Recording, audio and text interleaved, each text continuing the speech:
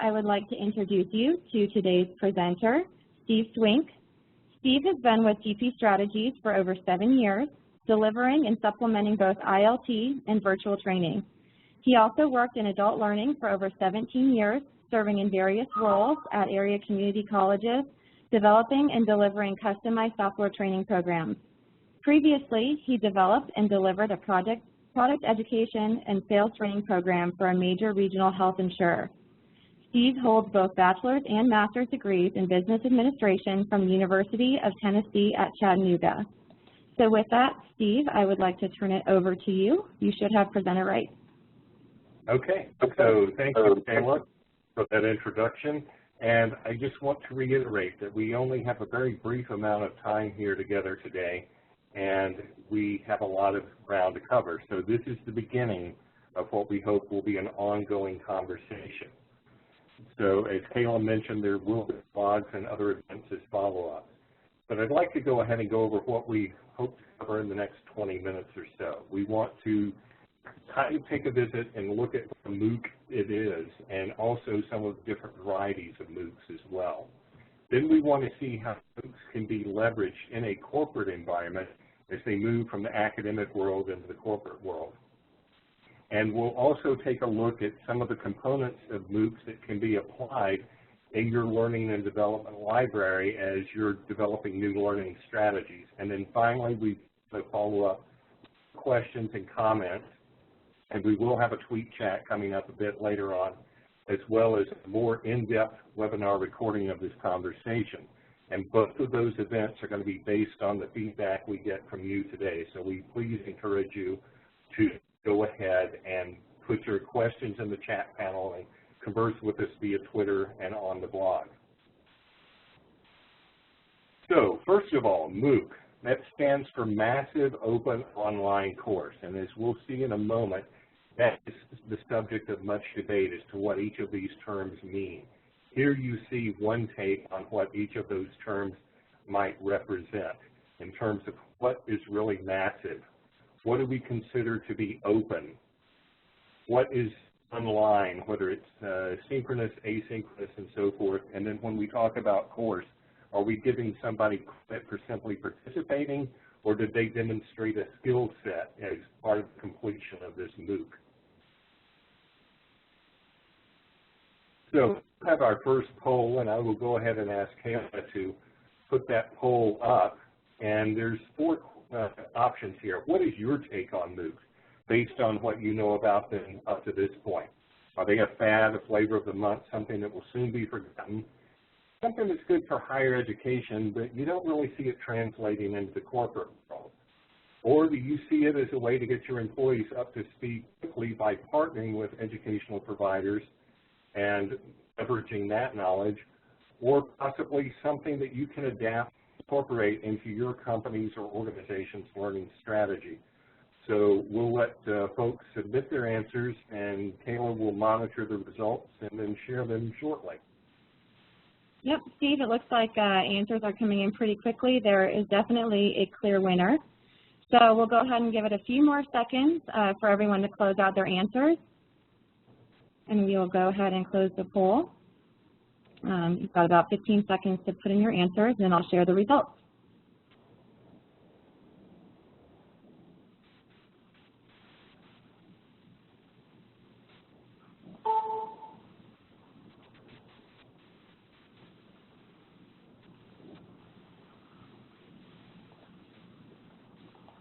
All right, so you should see those results here soon. Okay, wow. Yeah, you were not kidding when you said there's a clear winner here, something that could be adapted and incorporated in learning strategy. A little bit later on, we'll be asking for your feedback on how you're either doing that or hoping to do that. So that's very interesting to see. Thank you, everyone, for your participation there. So let's go ahead and talk again about the whole mystery of MOOCs and how to define them. You may have seen other sources that have these same or similar questions out there. And there is no definitive answer to these components because it can vary depending on what your end goals are. What do we mean by massive? Is it scalable? We've had reports of MOOCs that have as many as 10,000 enrollees. bearing in mind that the average completion rate for most MOOCs is in the single digits? Or is it something more restricted of people that are truly motivated to be in there, and it's a small, close-knit community? What do we mean by open? Is it open content, anyone can contribute and anyone can join? When we're talking online, are we talking about asynchronous, synchronous, or some combination thereof? And where is it hosted? Is it hosted within an organization, through a third-party vendor, and so forth? And then finally, again, when we were talking about courses, do we actually give courses for something, or is it just a completion certificate for having participated? Again, all of these can be defined or structured around what your goal is for a MOOC. And we'll talk about some of the different types of MOOCs that are out there as well. So MOOCs, again, the definition, you see these different components here. Synchronicity, how synchronous are they? How big is massive? Do we have defined outcomes, or is it more driven by the participants? What are the barriers to entry? What sort of collaboration is taking the MOOCs? And who's driving the class? Is it being driven by the participants, or is it being driven by the sponsor or the experts leading the MOOC? Again, these meters can move around, and it may fall out of our vague definition of what a MOOC is. It doesn't mean that you can't still take these components and apply them in a corporate setting. So let's go ahead and talk about some of the different types of MOOCs. Depending on where you look, you'll see that MOOCs started somewhere in the 2006 to 2008 time frame, with the expert MOOC probably being one of the first ones to come online, where there was a professor or a panel of faculty members that would put their lectures online, and this was kind of the predecessor or the forerunner of a MOOC, where everyone could join and follow along. There's also a fully synchronous subset of the expert MOOC called a synchronous massive online course, or a SMOC. And again, these typically are driven by unidirectional communication. They're good for dispensing consistent information to a wide audience, and they're easily replicated and rebroadcast. The downside of these are there's probably less opportunity for collaboration, at least in a semi-formal or structured or captured setting, and there's less connectivism between the participants in this type of MOOC. Which takes us to our next type, which is the CMOOC or connective MOOC, sometimes also called a collaborative MOOC, where again an expert or a panel of experts kicks things off, starter point to kick the discussion, and it's usually more driven by peer-to-peer communication.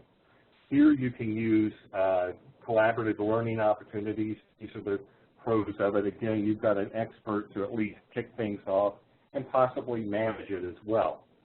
And speaking of management, the downside for this could be that it could be difficult to validate what your participants are bringing to the table in terms of knowledge, how accurate and valid that information is.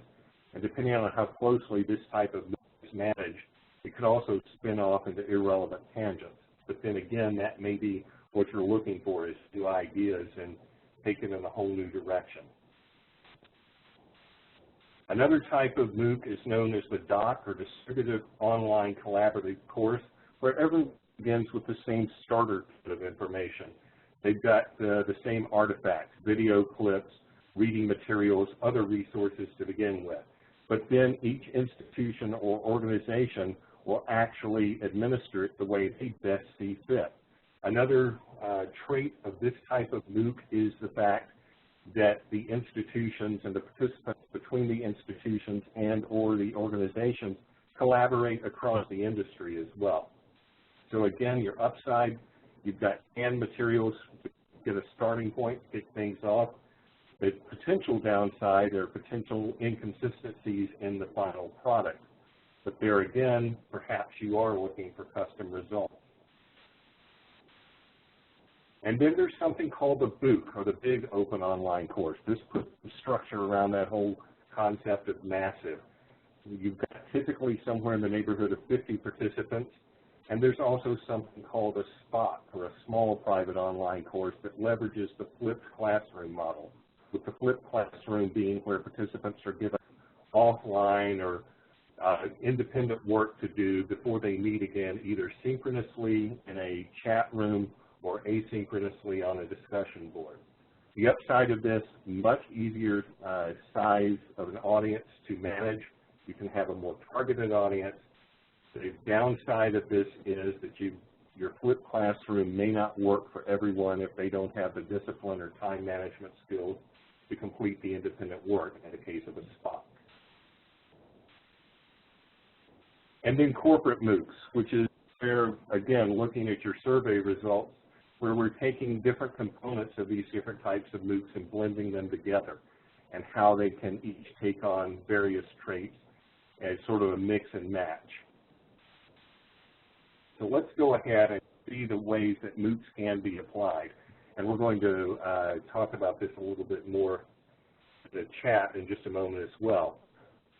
Some companies will use them for compliance training. You notice the compliance training actually has some question marks beside it, and that's because of the fact that a lot of compliance training does have very restrictive guidelines in what has to be done in terms of completion. That doesn't mean you can't use a MOOC. You just need to tightly manage the results of either an expert MOOC or a distributed online collaborative course might work as well. Succession planning. These are ideal situations for collaborative MOOCs where one generation of management is passing along their corporate knowledge and so forth to the next generation and picking up those skill sets and moving them over. Workplace skills and training. This is, again, where companies will sometimes partner with academic institutions to deliver these workplace skills training across industries. If it's proprietary, they may pull it back inside as well. And then there's growth market, where we actually have not only training salespeople, but also training vendors and customers as well. And in a few moments, we'll see how goodwill can also be leveraged using a MOOC. So if you're partnering with others to build your corporate MOOC, what are the typical contributions? Again, notice typical is in quotes here on this slide because it can vary depending on circumstances, but some will reach out to higher education for the content and the academic expertise from the faculty. And then the platform vendors, vendors such as Coursera, edX, and Intrepid Learning, among others, will actually provide technology and hosting to deliver the MOOCs as well and integrate those with your LMS and so forth. And then finally, the enterprise or organization itself will bring in the participants when you're dealing with collaborative MOOCs that have the peer learning and so forth, and also hopefully have some voice in setting the parameters for the MOOCs. What do we expect our employees or associates to get out of this? Here's a slide that shows some information on the employee life cycle. This came from some research by Burson that talks about different examples of how MOOCs have been used. We mentioned earlier the notion of goodwill. Bank of America put out a MOOC on financial management to generate goodwill among both their customers and prospects, almost like a community service, if you will, and with their brand marketing. Some companies will use MOOCs to actually screen candidates to get the candidate acquainted with the company and also measure the level of engagement among the candidates in terms of how they are completing the MOOC. 1-800-Flowers.com has used MOOCs to train not only their franchisees, but in some cases their customers as well, on how a certain floral arrangement should be put together, offering suggestions for substitutes and so forth. Then you have McAfee and Intel working with onboarding their new employees using MOOCs. Procter & Gamble, a major consumer company, uses a MOOC platform for their employees to collaborate and innovate on product and product delivery. And then Wolf Research has used MOOCs to offer their associates opportunities for self-directed learning. And then finally, Yahoo has partnered with a university in Southern California, setting up parameters in exactly what would be credentialed to offer workplace and on-the-job training for their employees as well. So now we'd like to open this up for a couple of minutes in the chat panel. And again, we want to get all of your feedback, and we will be recording this in the chat. But we'd like to see how you either are currently using MOOCs or how you might be considering using MOOCs in your organization. So on the right-hand side of your chat panel, if we go ahead and make sure you're sending to all participants, we'll go ahead and get that information.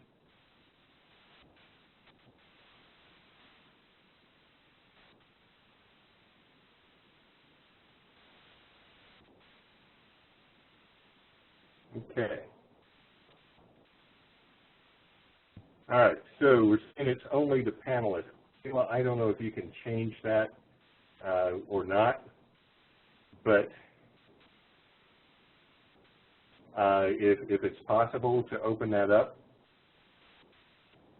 please do. But otherwise, if you just want to go ahead and submit to panelists in the meantime, we're getting some feedback.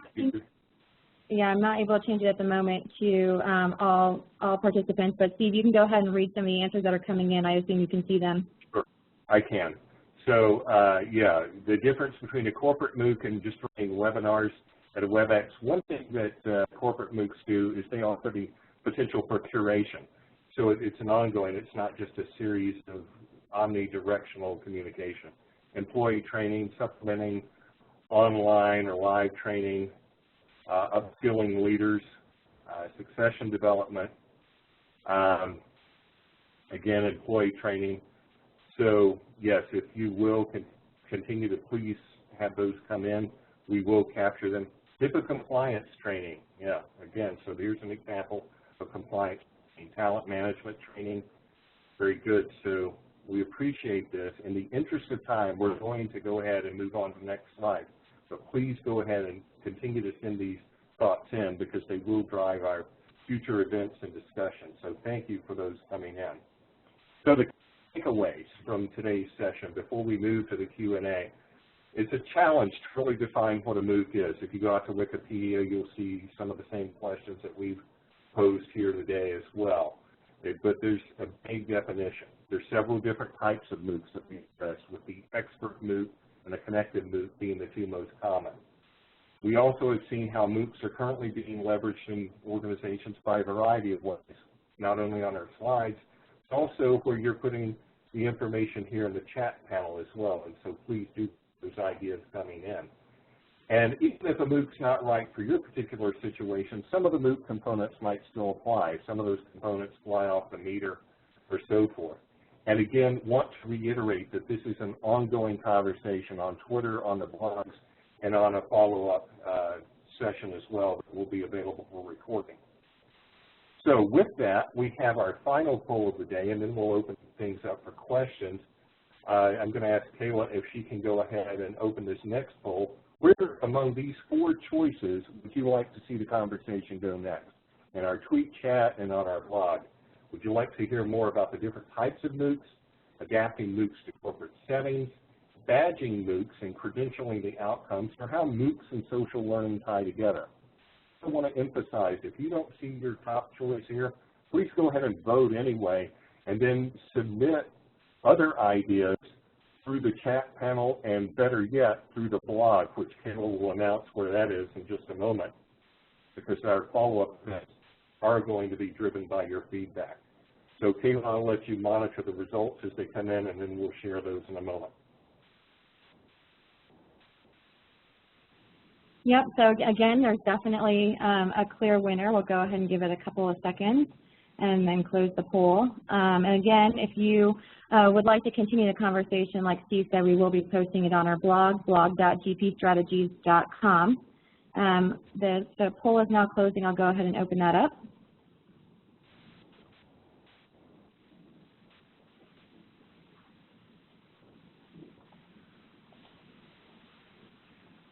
Okay, adapting MOOCs to corporate settings, and that has been the consensus in some of the research that we've done in the past here as well. So we'll definitely take it in that direction, not ignoring the other components as well. If you have other suggestions, please share those also. So with that, I'm going to turn it back over to Kayla now. She's going to tell you about our follow-up events, and we'll take any time I've got a few minutes to answer questions, and we do appreciate everyone participating today. Yeah, thank you, Steve. That was a great presentation. I know in the interest of time, we are at that promised 20-minute mark, but we will take a few minutes to do some Q&A. And so just as a reminder, if you do have a question for Steve, be sure to enter it into the Q&A module at this time. You can find that in the right-hand side of the WebEx module. And so Steve covered a lot in 20 minutes, and there's still a lot to discuss. So based on your feedback from the last poll, we are going to record a 1-hour session diving deeper into this topic. We will be sharing this with you in the coming weeks. We also encourage you to go to our blog, blog.gpstrategies.com. Steve will continue the conversation tomorrow, answering any questions we don't get to today. And finally, you'll have a chance to directly collaborate with Steve during a live tweet chat on Twitter. So mark your calendars for September 17th at 2 o'clock to join the conversation. Also, as a reminder, the slides and recording from today will be sent to the email address you provided within 24 hours. So because there are a lot of questions coming in, I'm not sure we're going to get to all of them, but we'll go ahead and get started. So we'll start with the first one, which is someone is looking for best practices to manage massive amounts of content so that employees do not have to spend so much time searching. Do you know do you have any best practices on hand for MOOCs model? That's a very good question, and there are a number of tools out there with various vendors that we mentioned earlier, among others, that do offer search engines and help with that curation. I will certainly go through and research that just a little bit more. I don't want to give any one endorsement or up or down to any one company, but several of the vendors that we mentioned earlier do offer search engine capabilities and integration with LMS and learning content management systems also. Great. So another question that just came in, have you seen MOOCs applied for technical training, and what applications can you suggest, if any, and how is this delivered? Is it website, library links, etc.? Okay, so with that, I've seen, again, I guess it depends on your definition of technical training, but certainly that with the e-learning, it takes place as well, but in much, much smaller chunks. And that's one of the things that we're going to discuss in our deeper conversation, is how everything needs to be in small chunks. But demos and things of that nature, sometimes leveraging SharePoint as well, and bringing in different elements for that. Great. Are there any design or special design considerations folks should take into account when launching a MOOC? One thing that my research and interviews with folks have turned up over and over again is make it small, make it quick, because MOOCs offer the capability of what we call asynchronous communication, where they can go in when they've got a few minutes, get a quick hit on what they need to learn, go back, apply it, and come back. So 7 minutes or less is ideal for your learning chunks. Again, it's not always possible, but think small is one continuing trend I've seen. We'll go through one or two more. They just keep coming in. So are you seeing employers give time to employees to complete MOOCs during work hours, or in most cases are employers wanting employees to spend personal time doing MOOCs? That's sort of mixed results based on what I've seen. Some will do it because many of the MOOCs are free. They just simply take up the time, but then again, the argument may be, well, perhaps you're getting what you pay for. It varies.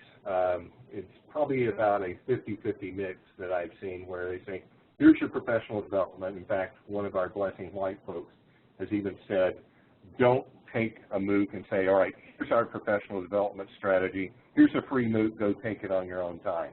Absolutely make it as engaging as possible and offer people the opportunity to recognize that that's a valid way of developing themselves professionally.